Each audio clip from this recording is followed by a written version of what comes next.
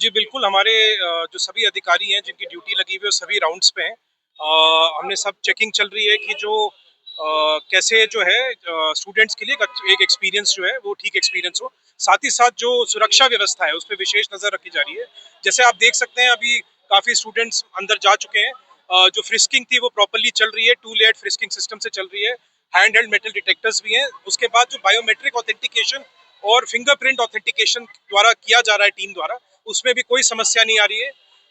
इसके अलावा स्टूडेंट्स जैसे अंदर जाके अपने सीटेड है टाइमली, और अंदर की व्यवस्था क्लासरूम्स की भी, चाहे वो पानी की व्यवस्था हो, फैन हो, वॉल क्लॉक हो, वॉशरूम की व्यवस्था हो, तो सब चीज़ का विशेष ध्यान रखा जा रहा है।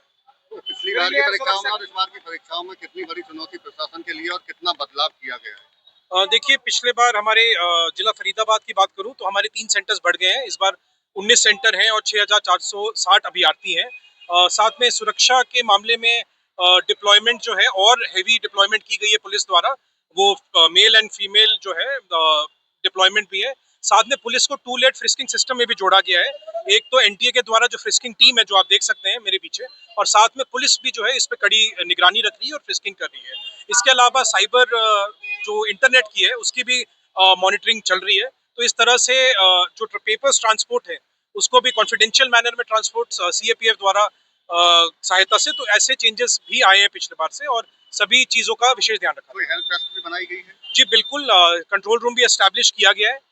साथ साथ एक मेडिकल हेल्प डेस्क भी बनाया गया है, मौसम को देखते हुए, कि कहीं पे भी जहाँ ग्लूकोज और ओआरएस की व्यवस्था है कि किसी भी अभ्यर्थी को अगर जरूरत पड़े, और हर सेंटर पे एम्बुलेंस भी मार्क्ड है कि अगर कोई सर्कमस्टांस ऐसा हो तो इमीडिएटली हमारी टीम्स मोबिलाइज हो जाएगी। Thank you.